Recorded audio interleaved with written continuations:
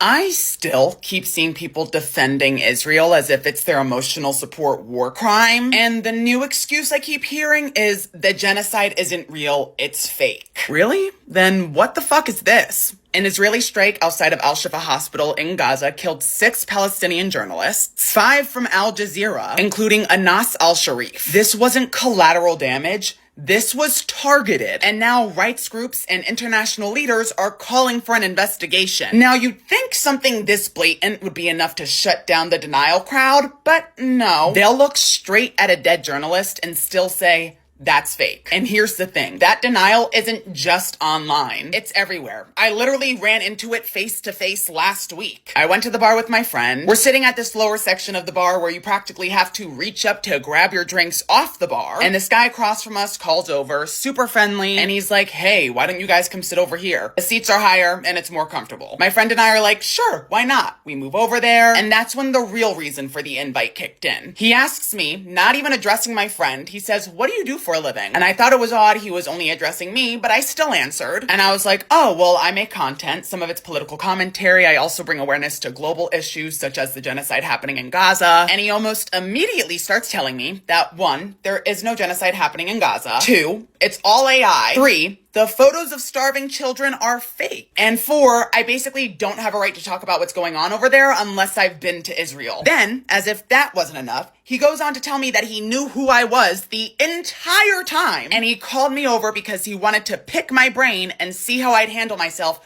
talking to somebody who supports Israel. Now, I don't think this man was trying to start a fight, but what I will say is I think he baited my friend and I over so he could basically tell me, unless you've been to Israel, you really don't have a say on the matter. Now, what I wanted to say was, oh, cool logic. I guess I also can't speak about the Titanic unless I was hit by the iceberg that sank the motherfucker. But I didn't. I actually got up and left with my friend after that conversation because I was really uncomfortable. But here's the thing. You can tell me all day that the genocide is fake, that it's AI, but reality does not disappear when you deny it. Case in point, days ago, Palestinian activist Ada Hathaleen filmed his own death in the West Bank. He was documenting a confrontation with an Israeli settler, a man already sanctioned for extremist violence, and this man pulled out a gun and shot him in the neck. The camera kept rolling as he collapsed to the ground, gasping for air. Ada wasn't a militant. He was an English teacher, a father of 3, and a contributor to No Other Land, the Oscar-winning documentary about settler violence. You think that's fake? You think it's AI? No. That was a man's last breath. That's 6 journalists outside a hospital. That's 100 more since this all started. So if you can look at that and still defend it, you aren't neutral. You're complicit. And to the man I saw at the bar the other day, if you see this video, I hope you can live with that. Bless me, Father, for I have sinned. Forgive me for believing that a child's safety outweighs a priest's right to secrecy.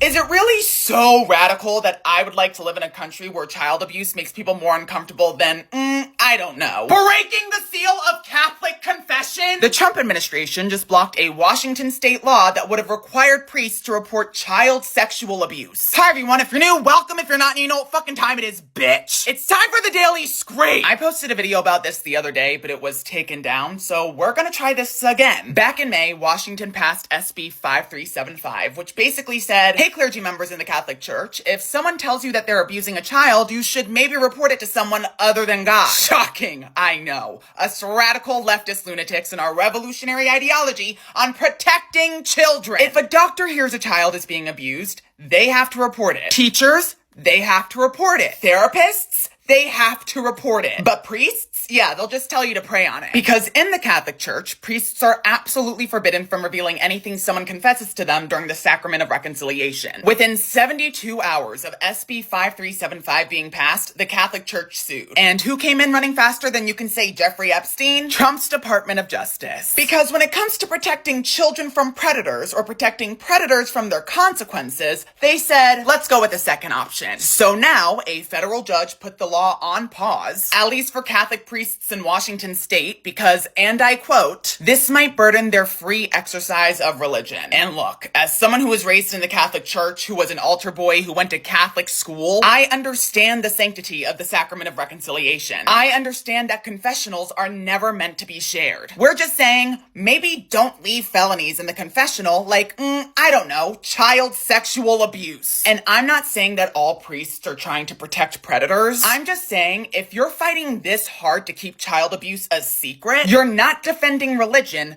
you're defending power. And Trump, Mr. I'm pro-life, but also I'm pro-protecting child institutional rape. You're really never gonna beat the me and Jeffrey Epstein had a child sex trafficking ring allegations. Especially when your entire legal agenda reads like a predator's Christmas list. First, you gutted the State Department office that investigates sex trafficking. Yes, including child sex labor. Then, you blocked the release of the Epstein files. You're debating whether or not to pardon Ghislaine Maxwell, a woman who helped Jeffrey Epstein recruit, groom, and sexually abuse minors. And now you're stepping in so priests can hear confessions like, "Forgive me, Father, I molested a child." And then they can just go, say 3 Hail Marys and try not to do it again. This is impeachment level activity. How has nobody in the House initiated an impeachment inquiry? Like, what the fuck are you guys doing? This is the way I imagine Texas Republicans waking up recently.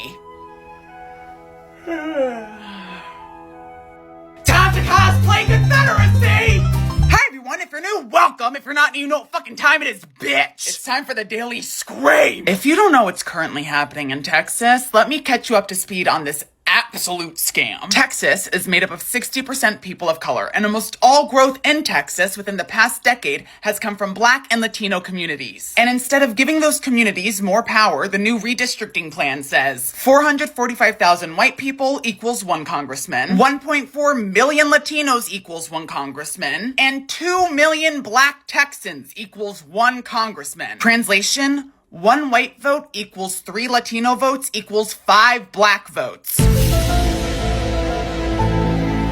Does that sound familiar to anybody? No? Okay, then let's rewind history. In 1787, we had the 3/5 Compromise. And this is when enslaved individuals were counted as 3/5 of a person to give the South more power in Congress. So even though they couldn't vote, enslaved people boosted white representation. Now, even though Texas isn't doing that exactly, they're doing the same trick. They're making Black and Latino votes count less than white votes. That's not democracy. That's just the same racial math problem with different graphics. Fast forward to 2025, while all of this redistricting in Texas is happening, Mr. Orange Cheeto is out here saying the Smithsonian focuses too much on slavery. Right, okay, I'm sorry, but were the chains, whips, and generational trauma not an aesthetically pleasing part of American history for you? And the fact that he said this at the same time his party is slicing up Black and Latino districts is not a coincidence. That's the playbook. Erase history so you can repeat it. This shit might not be repeating exactly the same, but it sure as hell rhymes. They even drew districts that connect white suburbs across a 14-hour drive from El Paso all the way to Louisiana, literally knitting white voters together like they're fabric from Hobby Lobby. Meanwhile, they chopped Black and Latino neighborhoods into tiny crumbs so small they can't elect anyone. And then they slapped the label Latino district on some of them while stuffing them in white majority precincts. Bitch, that's not representation. That's like calling a Hot Pocket fine dining. And what's even crazier is in 2006 and 2011,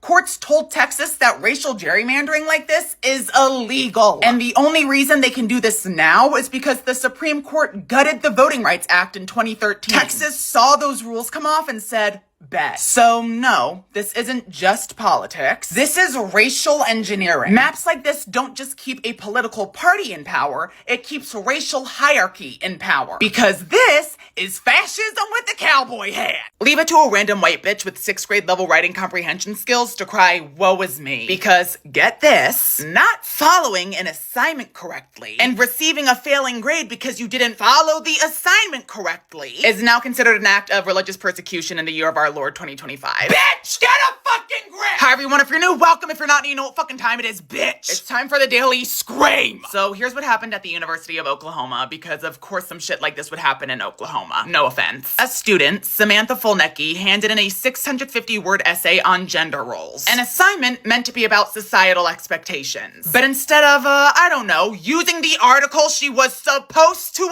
analyze, she turned in a full-blown Lord's Prayer dissertation about God's gender binary and called the existence of trans people demonic. And shockingly enough, the instructor grading the paper was a transgender graduate instructor, which, let's be honest, feels way less like coincidence and more like Samantha testing how far she could go with her little transphobic sermon. The instructor gave her a 0 because she didn't cite